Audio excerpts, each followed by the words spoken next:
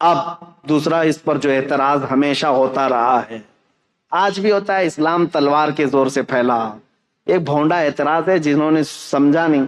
میں ان سے کہتا ہوں تاریخ میں تم کو کسی نے پٹی پڑھا دیا اسلام تلوار سے پھیلا، تلوار سے پھیلا؟ آج پتا ہے آپ کو سب سے زیادہ تیزی سے پھیلنے والا دین آج بھی دنیا میں اسلام ہے۔ آج واشنگٹن کی نیوز نکال کر کے دیکھ لیں، آج کیا کہ وہاں پر مسلمان کتنی تعداد 10 سال کے اندر کتنے ہوئے، کہا کہ وہاں پر 260%، بہت زیادہ ہو گئے 10 سال کے اندر مسلمان بڑے، اور کرسچن صرف 47%۔ سب سے زیادہ اسلام تیزی سے پھیل رہا ہے یو کے میں، یو ایس میں، رشیا میں، افریقہ میں، سب جگہ ہے اسلام آج بھی اسی طرح سے تیزی سے پھیل۔ یہ جو بوکھلاہٹ ہے نا آپ جو دیکھ رہے ہیں، یہ جو کیڑے مکوڑے اچانک آ رہے ہیں، کیوں؟ ان کو ایسا لگ رہا ہے کہ یہ چند سالوں میں تو یہ سب پورے حاوی ہو جائیں گے، ان کے بچے بھی زیادہ ہیں، ان کے عورتوں کو بھی زیادہ کرنے کی اجازت ہے، چار چار ہیں۔ وہ دیکھتے نہیں، وہ پاگل کتا کہتا تھا کہ 2029 میں تو ہندوستان کا پردھان منتری مسلمان ہو جائے۔ یہ ڈر ستا رہا ہے، خوف ستا رہا ہے، اتنے مسلمان ہو جائیں گے، اتنے مسلمان ہو جائیں گے۔ اب میں یہ باتیں اس لیے کر رہا ہوں کہ ان کو یہ پتا ہے کہ مسلمان آج بھی بڑھ رہے ہیں، ٹھیک ہے، ان کا ہی کہنا ہے، مسلمانوں کی تعداد بہت زیادہ ہو گئی، ہندوستان کی بھی بات کر رہے ہیں، یو ایس میں بھی بات کر رہے ہیں، رشیا میں بھی، سب جگہ پر۔ اب میں آپ سے پوچھتا ہوں ان لوگوں سے جو کہتے ہیں اسلام تلوار کی زور سے پھیل رہا ہے، تو مجھے بتاؤ یو ایس میں کون تلوار لے کر کے گھوم رہا ہے اسلام پھیلانے کے لیے؟ رشیا میں کون تلوار لے کر کے پھیلا رہا ہے اسلام؟ یو کے میں کون پھیلا رہا ہے؟ ارے میاں آج تو بالکل الٹا مسئلہ ہے، تمہاری ساری میڈیا لگ گئی ہے ہمیں دہشت گرد ثابت کرنے پر، باوجود اس کے لوگ چوک در چوک اسلام میں داخل ہو رہے ہیں۔ ہالینڈ کا وہ شخص آپ کو پتا ہے جو چند سالوں پہلے کہتا ہے کہ میرے نزدیک سب سے برا دین دھرم اسلام تھا، سب سے برا دین، اور سب سے برے لوگ میرے نزدیک مسلمان تھے، آج وہ الحمدللہ مسلمان ہے، اور میرے آقا صلی اللہ تعالی علیہ وسلم کی سیرت پر پوری کتاب لکھ رہا ہے۔ آپ کو پتا ہے افریقہ کا ایک عیسائی اس سال حج پر آیا ہوا تھا، عیسائی پادری تھا جس نے کہا تھا کہ میرے فالوور میں 1 ملین لوگ ہیں عیسائی، اس نے خود کہا آج میں غار ہیرا جو جبل نور پر ہے پہاڑی مکہ میں، اس کی مٹی چوم کر کے وہ رونے لگا، جو پیدائشی عیسائی ہے۔ میں بتاتا ہوں میرے عزیزو، اس کی بھی کلپ وائرل ہوئی تھی، آپ لوگوں نے دیکھا ہوگا۔ اس نے کہا کہ میں اس میں فخر محسوس کرتا ہوں اسلام میں آئے، اور سارے لوگوں کو اس دین میں لاؤں گا، مجھے یہ فرق نہیں پڑتا۔ میرا ٹاپک یہ نہیں ہے، میرا ٹاپک یہ ہے، میں پوچھنا چاہتا ہوں اس عیسائی پادری کی گردن پر کس نے تلوار رکھی؟ اسلام قبول کرو۔ جھوٹا پروپیگنڈا پھیلاتے ہو کہ اسلام تلوار کی زور سے پھیلا ہے، پریکٹیکل تو کسی کو نظر نہیں آتا۔ آپ نے کہیں سنا ہے؟ آپ نے کہیں سنا ہے کہ تلوار کی زور سے پھیلایا جا رہا ہے اسلام؟ نہیں ہے میرے عزیزو۔ آج تو مسلمانوں کو ٹرول کرنے کے لیے تم نے ہر ہتھ کنڈا اپنا لیا، آتنکوادی یہ ہیں، ریپسٹ یہ ہیں، چور یہ ہیں، بہت زیادہ آوارہ یہ ہیں، نشہ خور یہ ہیں، ساری چیزیں تو تم نے ڈال کر کے رکھی ان کے اوپر الزامات۔ لیکن جو دین اسلام میں آ رہا ہے میرے عزیزو، وہ ہمارے عمل کی وجہ سے نہیں آ رہا ہے، وہ دین اسلام کی حقانیت کی کشش ہے جو قیامت تک کھینچتی رہے گی لوگوں۔ لوگ اس میں آئیں گے، اذا جاء نصر اللہ والفتح ورأیت الناس يدخلون فی دین اللہ افواجا۔ میرا رب فرماتا ہے جب اللہ کی مدد آ جائے گی، اے محبوب آپ دیکھیں گے لوگ اسلام میں فوج در فوج داخل ہوں گے، فوج در فوج داخل ہوں گے۔ آر ایس ایس کے گوا کے رہنے والے ایک بڑے دانشور آدمی ہیں، انہوں نے کچھ سوالات کیے ہیں مسلمانوں کے متعلق، مجھے جواب دینا تھا، 10 سوالات انہوں نے کیے تھے، لیکن ابھی وہ ہمارے ٹاپک سے ریلیٹڈ نہیں ہے۔ صرف ایک ہی بات انہوں نے کہا کہ مسلمانوں میں یہ عقیدہ کیوں ہے کہ کافروں کا صفایا ہو جائے گا، اسلام غالب آ جائے گا، کافروں کا صفایا ہو جائے گا۔ جواب صرف اتنا ہے، سمجھنے میں آپ کی غلطی ہو گئی. کافروں کا صفایا ہو جائے گا. انہوں نے کیا سمجھا؟ قتل کر کے مار ڈالیں گے سب کو. ہاں ہم بھی کہتے ہیں ہوگا صفایا، گردنوں کا صفایا نہیں، شرک اور کفر کی غلاظت کا صفایا ہوگا. حضور اکرم صلی اللہ تعالی علیہ وسلم کی نسل پاک میں ایک امام آئے گا جس کو امام مہدی کہا جائے گا، اور اس امام مہدی کے فوج اور ان کی تبلیغ پر پھر سب کفار کا صفایا ہوگا.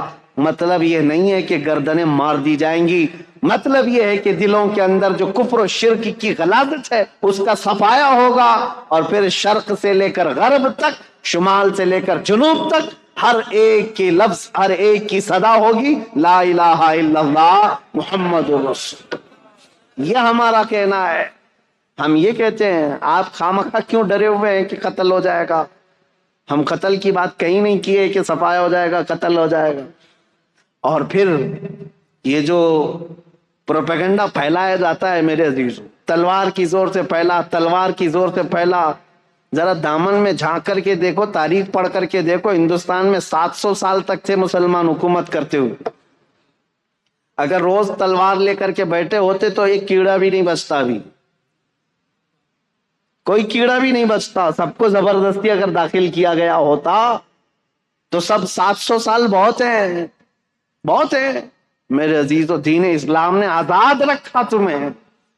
آج مندریں بھی باقی 1000 سال پرانی، 800 سال پرانی، 900 سال پرانی. ہندوستان میں وہ مندریں بھی موجود ہیں، اور لوگ بھی موجود ہیں، دھرم بھی موجود ہے. ہم نے زور زبردستی کسی کو بلایا ہی نہیں. قرآن میں اللہ فرماتا لا اکراہ فی الدین، دین میں کوئی زور زبردستی نہیں. لیکن قیامت کا دن آنا ہے، فیصلہ تو اس دن ہونا ہے. اب اسلام کی خصوصیات یہ پوچھ رہے تھے کہ کیوں اسلام کو فالو کریں، اور پھر یہ اعتراضات، اسلام تلوار کی زور سے پھیلا. یہ ساری چیزیں ایک پروپیگنڈا ہے میرے عزیزو، پروپیگنڈا ہے.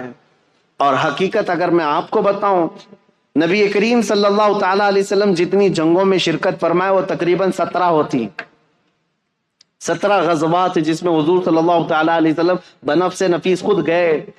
اور کل جنگوں میں جو لوگ مرے، فوت ہوئے، ان کی تعداد پتہ ہے 252، 250 لوگ مرے.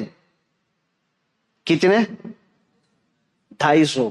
اور آپ کو پتہ ہے فرسٹ ورلڈ وار جو ہوئی تھی، فرسٹ ورلڈ وار، اس میں کتنے لوگ مرے تھے پتہ ہے؟ 3 کروڑ لوگ مرے تھے.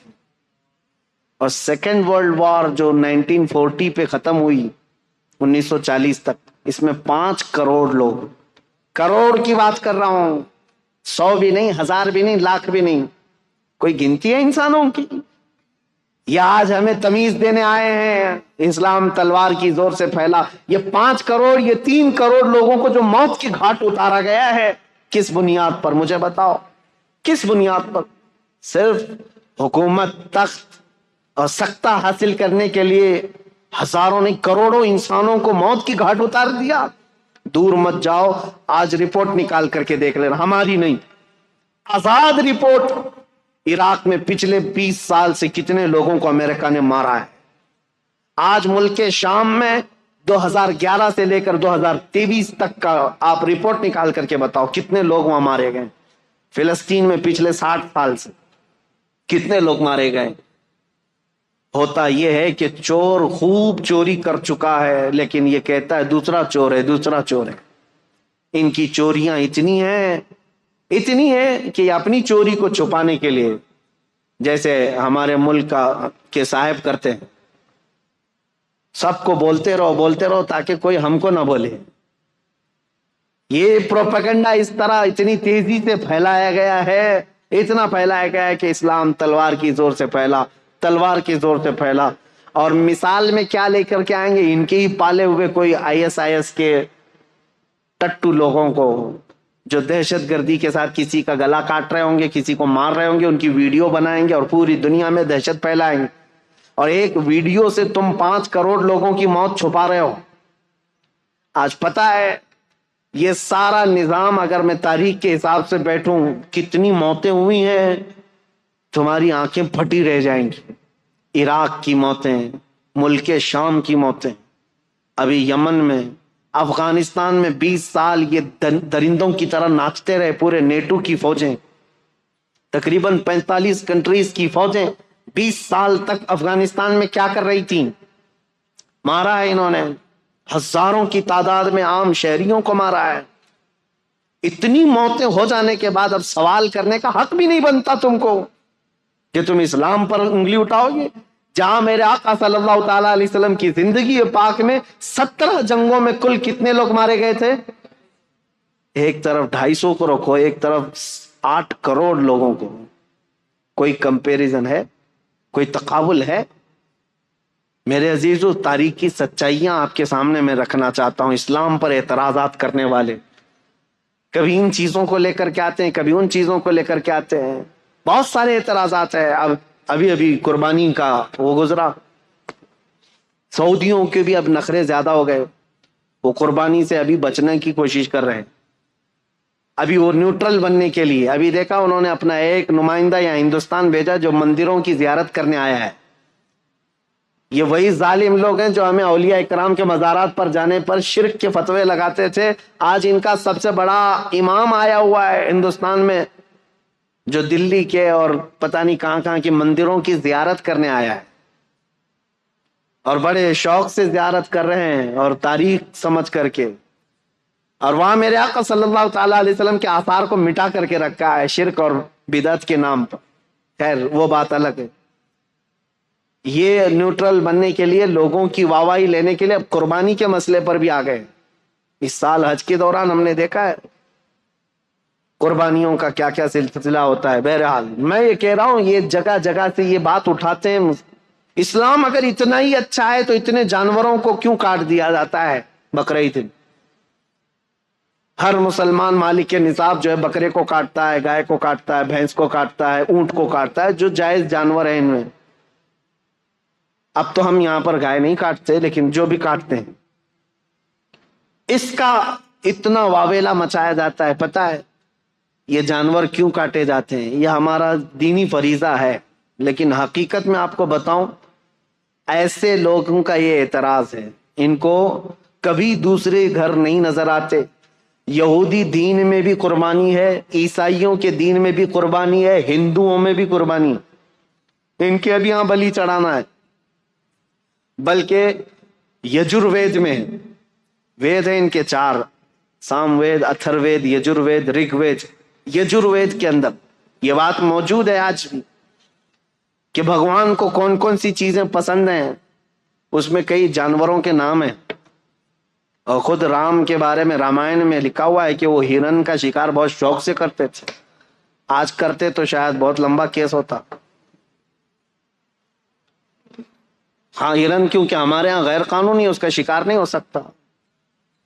میرے عزیزو، جانوروں کی بلی اور قربانی ہر دھرم میں ہے، ہر دین میں موجود ہے، لیکن نظر صرف اسلام، یہ ان کی دگلی پالیسی ہے، ڈبل رول ہے۔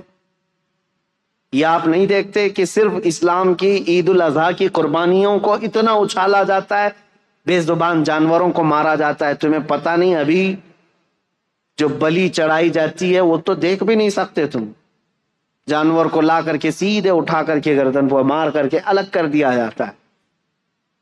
یہ تو باتیں اپنی جگہ پر، سارے دھرم میں، سارے دینوں میں قربانی ہے، سب میں ہے۔ میں ثابت کر کے بتاؤں گا، یہودیوں میں بھی ہے، عیسائیوں میں بھی ہے، ہندوؤں میں بھی ہے، سب میں ہے۔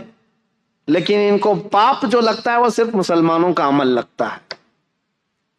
اور تو اور میرے عزیزوں، اسلام پر اعتراض کرنے والے سال بھر میں ایک دن قربانی کرتے ہو نا، ایک دن قربانی کرتے ہو۔ ان سے میں پوچھتا ہوں ذرا ڈیٹا نکال کر کے بتاؤ، میک ڈونلڈ والا کتنے کاٹتا ہے، کے ایف سی والے کتنے کاٹتے ہیں؟ یہ شدھ شاکاہاری لوگوں سے پوچھ رہا ہوں۔ تم نے اپنے ملک میں ان کو پرمیشن دے کر کے رکھا ہے، یہ ملٹی نیشنل کمپنیاں ہیں، تمہیں پتا ہے پر ڈے کئی لاکھ گائے میک ڈونلڈ والا کاٹتا ہے۔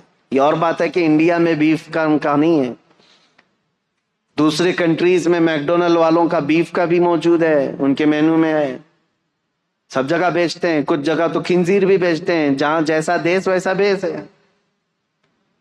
لیکن کبھی آج تک ان میں سے کوئی بھی کیڑا اٹھا اور کہا کہ یہ تو نان ویج والا ہے، اس کو یہاں پرمیشن نہیں دینا چاہیے؟ نہیں، سب جگہ تم شوق سے ان کو چلاتے ہو۔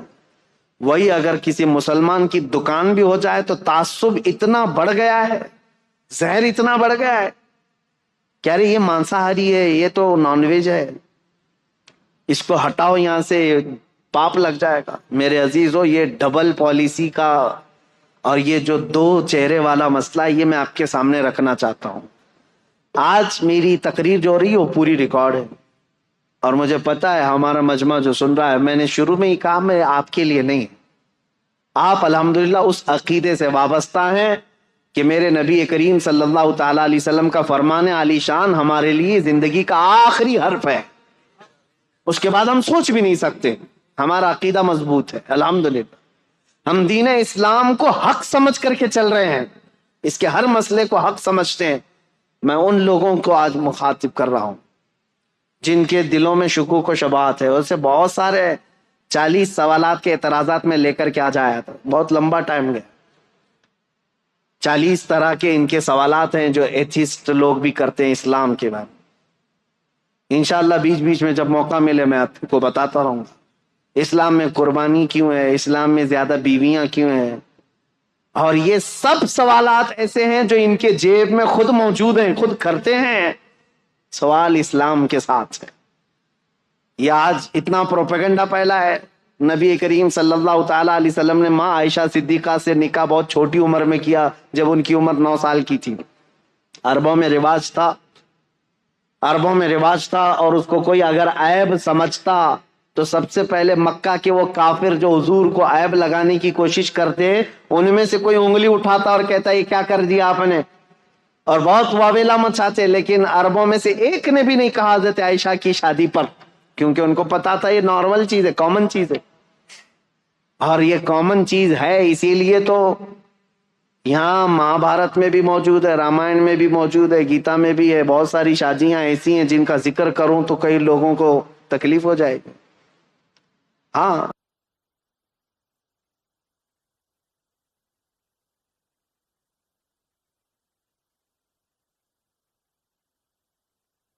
اور زیادہ بیویاں، نبی کریم صلی اللہ تعالی علیہ وسلم کی 10 بیویوں کے متعلق یہ ٹی وی میں بیٹھ کر کے پکوڑے تلتے رہتے ہیں اور ایک دوسرے پر اعتراضات کرتے رہتے ہیں، اسلام اسلام، نبی پاک صلی اللہ تعالی علیہ وسلم کبھی اپنے گھر کی خبر ہی نہیں لیتے۔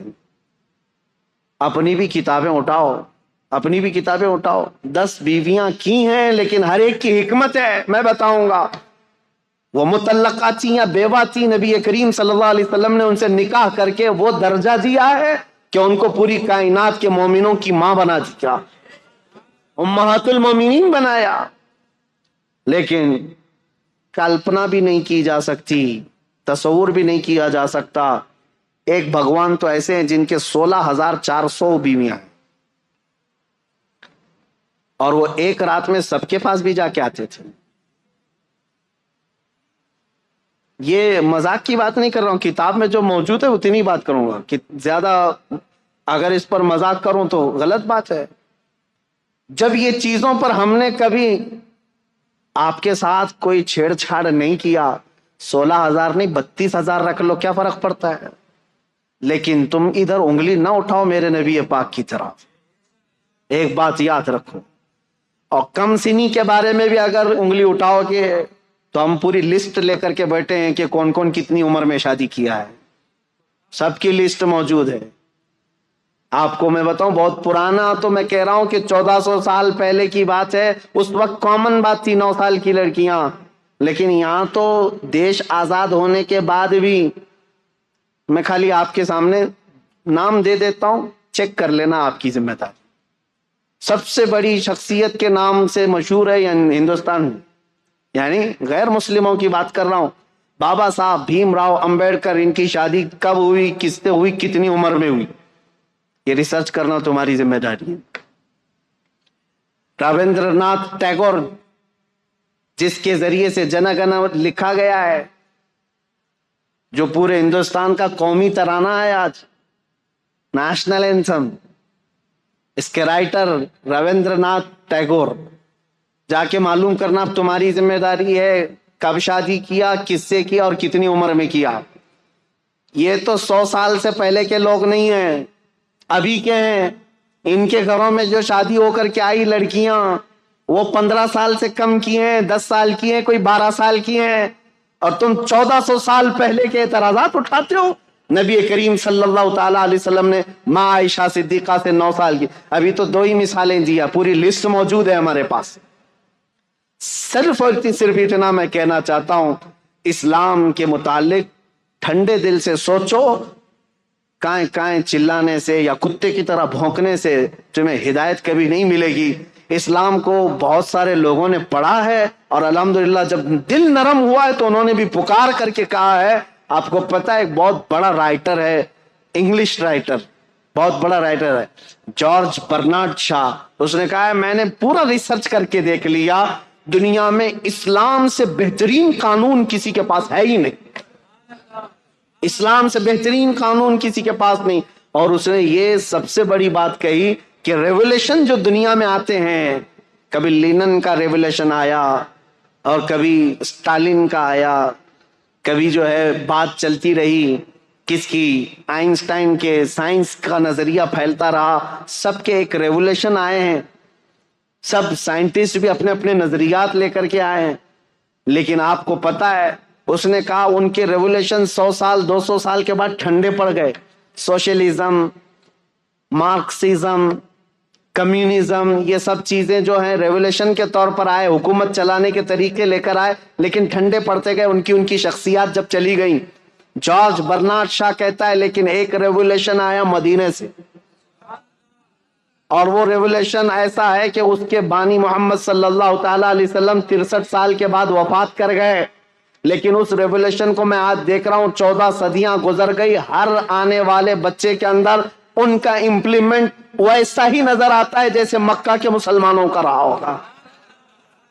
آج بھی اپنے دین کے لیے مر مٹنے کو تیار ہیں، آج بھی اپنے رسول سے ویسی محبت کرتے ہیں، نہ انہوں نے دیکھا، نہ ان کے باپ نے دیکھا، نہ دادا نے دیکھا، تقریباً ان کی 7 پیڑھیوں نے نہیں دیکھا ہوگا، لیکن محبت ایسی کرتے ہیں کہ ہر رات سوتے بھی ہیں تو تمنا یہی لے کر آج خواب میں میرے آقا تشریف لائیں۔ یہ حقیقت ہے یا نہیں مسلمانوں؟ یہ میری بات نہیں، یہ جارج برنارڈ شاہ ایک رائٹر ہے انگلش انگریز، وہ کہتا ہے اتنا بڑا ریولیشن میں نے نہیں دیکھا جو 1400 سال تک چلتا آ رہا ہو، اور آج وہ رسول نہیں ہے، وہ صحابہ نہیں ہے جو ان کے کیمپینین تھے، ان کے ساتھی تھے، ان کے خلیفہ نہیں ہے، لیکن اس کے باوجود خاموش دیواروں سے ایسا لگتا ہے اسلام ابھی بھی پھیل رہا ہے۔ یورپ میں، امریکہ میں، افریقہ میں کون ہے جو جمال مصطفیٰ دیکھ کر کے آ رہا ہو؟ کوئی ہے نہیں، نہ صحابہ کو دیکھا، نہ اولیاء کو دیکھا۔ اس وقت کے فتنوں کے زمانے میں بھی لوگ اسلام میں داخل ہو رہے ہیں۔ میں کہتا ہوں یہ میرے آقا کا لایا ہوا ریولیشن، انقلاب ایسا ہے جو آج تک نہیں بلکہ قیامت تک قائم رہنے والا ہے، اور یہ سب پر غالب آ کر کے رہے گا انشاءاللہ۔ سوالات، اعتراضات بہت سارے ہیں۔ اسلام میں 4 شادیاں کیوں، اس کا میں نے بتا دیا۔ عورتوں کی تعداد زیادہ ہے، اور ان عورتوں کو آوارہ ہونے سے بچانا بھی ضروری ہے، اس کے لیے ایک سسٹم دیا گیا ہے، کیونکہ اسلام فلی لائف سسٹم ہے۔ اور اس کے علاوہ کم سنی پر جو اعتراضات کرتے ہو، اور اس کے علاوہ بہت ساری چیزیں ایسے اعتراضات کرتے ہیں، مرنے کے بعد دوبارہ زندہ ہونے کا عقیدہ کیوں ہے، یہ ساری چیزیں اسلام میں کیوں؟ میرے عزیزو، یہ ہونا بہت ضروری ہے۔ اگر آخرت کا تصور نہ رہے تو ہر کوئی آزاد کھلے طور پر ناچتا رہے گا جیسے وہ ناچ رہے ہیں، شراب پی لیا، زنا کر لیا، ڈر کسی کا نہیں ہے۔ اور زیادہ سے زیادہ کچھ لوگ ڈراتے ہیں یہ کہہ کر کے کہ اچھے کام کرو تو ٹھیک ہے، برے کام کرو گے تو اگلے جنم میں چوہا پیدا ہو جاؤ گے، کتا پیدا ہو جاؤ گے، اتنا ہی ڈر ہے۔ وہ دیکھتے نہیں، ان کا مذاق بھی چلتا رہتا ہے، کبھی یمراج کو دھوکہ دے دوں گا۔ ہاں، یہ موت کے فرشتے کے متعلق جو عقیدہ ہے وہ اس لیے کہ اتنا ہلکا بنا کر کے پیش کر دیا تم نے، اتنا ہلکا بنا کر کے کہ کچھ نہیں ہونے والا ہے۔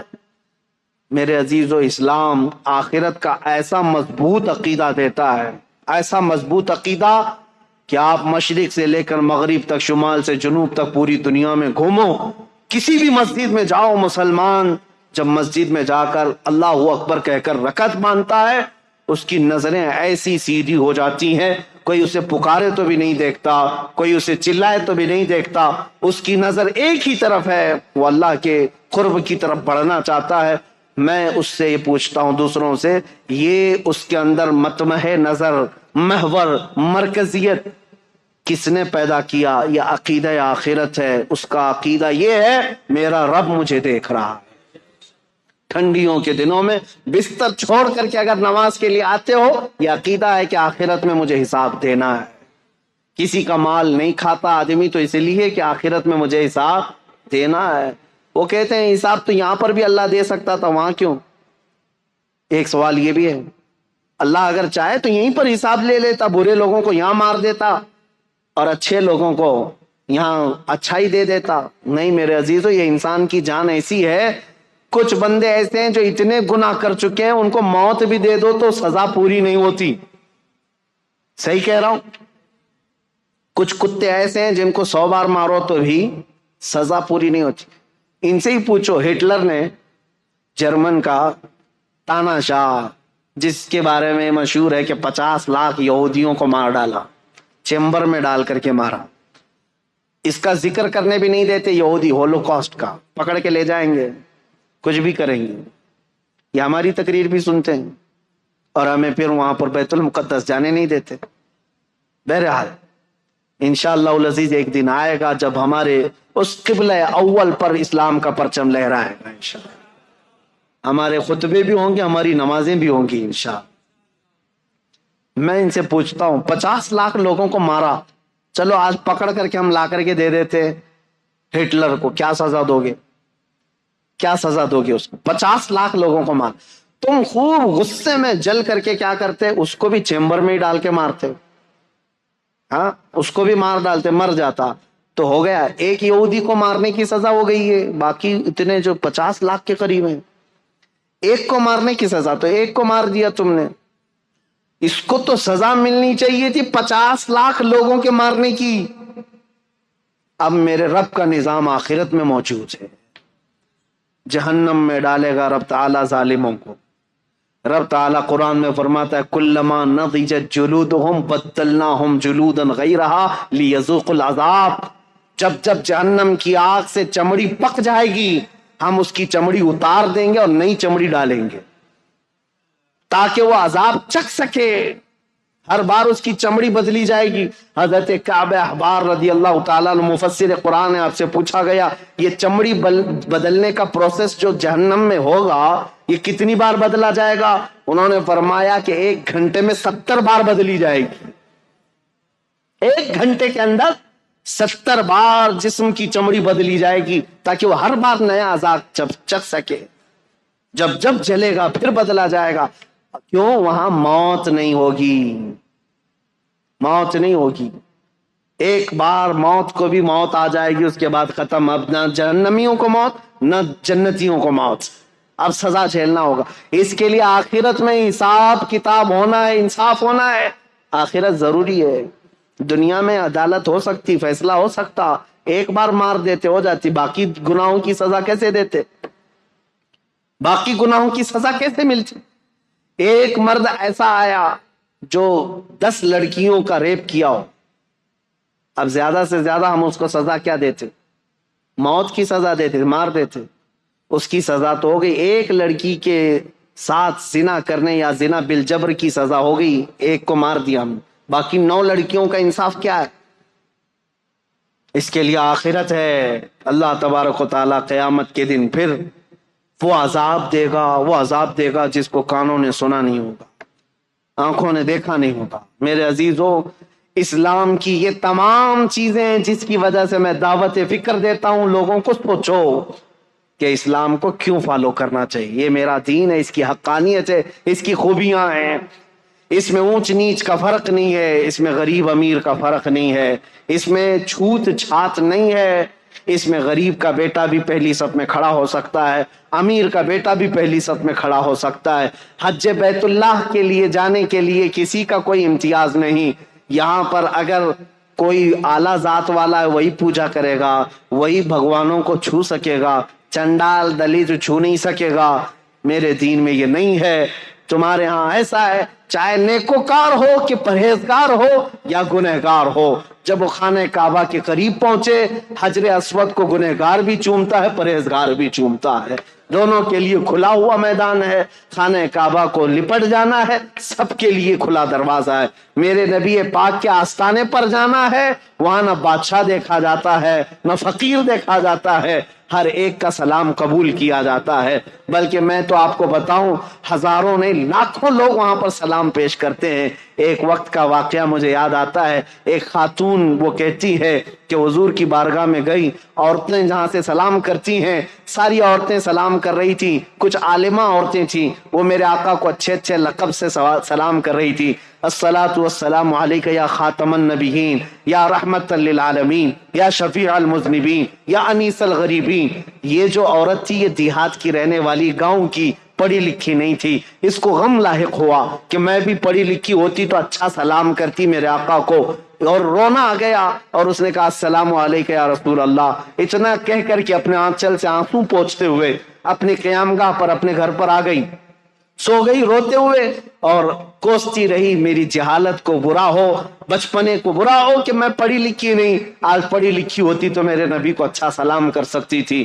آئی سو گئی روتے روتے، قسمت بیدار ہوئی، خواب میں میرے آقا تشریف لائے، نبی کریم صلی اللہ تعالی علیہ وسلم تشریف لائے۔ آتے ہی آپ نے فرمایا، میرے آقا نے، اے خاتون بڑی دور سے آئی، آج لاکھوں لوگوں نے مجھے سلام کیا لیکن ان سب میں مجھے سب سے اچھا تیرا سلام لگا، اس لیے کہ دل کی گہرائیوں سے سلام کیا تھا۔ اس لیے میرے عزیزو، میرے مصطفیٰ کے دربار میں نہ اونچ نیچ دیکھا گیا ہے، نہ امیر غریب دیکھا گیا ہے، نہ فقیر بادشاہ دیکھا گیا ہے، نہ ذات پات دیکھی گئی ہے۔ جو جہاں سے آیا وہ میرے مصطفیٰ کریم کے سمندر میں جم گیا۔ حبشہ سے بلال آئے، روم سے صہیب آئے، فارس سے سلمان آئے، عرب سے خالد بن ولید آئے، لیکن یہ سارے ملکوں کے میرے آقا کے مدینے میں ایسے جمع ہوئے جیسے ایک ماں سے پیدا ہوئے چار بھائی بھی اتنی محبت نہیں کرتے تھے جتنا میرے آقا کے صحابہ میں میرے آقا نے محبت ڈال رکھی۔ یہ میرے دین کی خصوصیات ہیں، یہ میرے دین کی خصوصیات ہیں۔ اس لیے میں کہوں گا لوگوں کو لا کر کے دکھاؤ اس کے مثل کوئی چیز ہو جس دین نے اتنے اعلیٰ قسم کی چیزیں دی ہوں۔ آج بھی بچیوں کے حقوق کے لیے دنیا لڑ رہی ہے، عورتوں کے حقوق کے لیے۔ یہ پروپیگنڈا ہے، یہ جھوٹی باتیں، یہ مکاری کی باتیں ہیں۔ یہ صرف اور صرف ہماری عورتوں کو جانور بنانا چاہتے ہیں اور کچھ نہیں۔ آزادی آزادی، ان کے ہاتھوں میں پلے کارڈ دے کر کے ان کو سڑکوں پر اتارتے ہیں اور کہتے ہیں آؤ تم بھی، چار دیواری ہماری زندگی نہیں۔ پاکستان میں کچھ عورتیں ایسی باہر آئیں، پلے بورڈ پر لکھا ہوا ہے، ہورڈنگز لے کر کے آئی ہیں، چار دیواری ہماری زندگی نہیں، میری مرضی میری زندگی۔ ان عورتوں کو کون بہکا رہا ہے؟ یہ وہی عیاش قسم کے لوگ جنہوں نے عورتوں کو کتوں سے زیادہ اہمیت نہیں دی، یہ صرف اپنے ہوس کا نشانہ بنانا چاہتے ہیں۔ ان کو ننگا کر کے اسٹیج پر لا کر نچاتے ہیں۔ عورتیں یہ سمجھتی ہیں یہ آزادی ہے میری، یہ آزادی کون سی خاک آزادی ہے جو تم ہر رات دوسرے مرد کی زینت بن جاتی ہو، ہر رات کسی مرد کے بستر کو گرم کرنے لگ جاتی ہو؟ یہ کون سی آزادی ہے؟ عزیزان گرامی، یہ عورتوں کے حقوق نہیں، عورتوں کے حقوق میرے دین سے پوچھو، اسلام نے کیا دیے ہیں۔ میرے آقا نے فرمایا اگر ایک بیٹی بھی ہو صحیح طریقے سے پرورش کر کے نکاح کر کے دے دیا، حضور فرماتے میری شفاعت اس پہ واجب ہے، میں اس کو جنت میں لے کر کے جاؤں گا۔ بیوی کو ایک لقمہ حلال کا کھلایا، میرے آقا نے فرمایا صدقے کا ثواب ہے۔ نبی کریم صلی اللہ تعالی علیہ وسلم نے عورتوں کے حقوق یہاں تک بڑھا دیے، فرمایا الجنت تحت اقدام الامہات، اے لوگو تمہاری جنت تو تمہارے ماؤں کے قدموں کے نیچے ہے۔ عورت کو نہیں بڑھایا تو اور کس کو ہے؟ آج وہ لوگ سوال کرتے ہیں جو عورتوں کو جانوروں کی طرح جینے پر مجبور کر رکھا ہے۔ بہرحال میری یہ گفتگو طویل ہوتی چلی جائے گی، یہ قصہ لطیف ابھی نہ تمام ہے، جو کچھ بیاں ہوا وہ آغاز باب تھا۔